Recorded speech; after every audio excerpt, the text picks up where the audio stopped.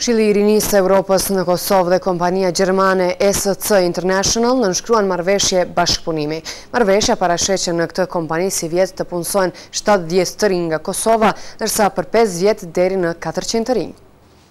Rreth 70 të rinj do të punësojnë brenda aktivitit në kompaninë gjermane SC International. Përfaqësuesi i kësaj kompanie Klaus Rahl tha se do të sjellin në Kosovë teknologjinë për prodhimin e energjisë solare.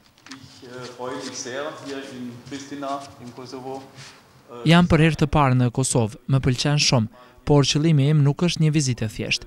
Kam ardhur këtu që së bashku me qytetarët e Kosovës të gjejmë alternativa që të harxojnë më pak energji. Andaj synimi im dhe i kompanisë sime është që të sjellim në vendin tuaj energjinë solare. Gjithashtu do të punësojmë të rinj kosovar, të cilët janë shumë të interesuar për këtë lloj pune. Kryetari i Këshillit të Rinisë së Evropës në Kosovë Abdullah Hasani tha se përparësi punësimit në këtë kompani do të kenë studentët e Fakultetit Teknik, të cilët do të trajnohen në shtetin gjerman.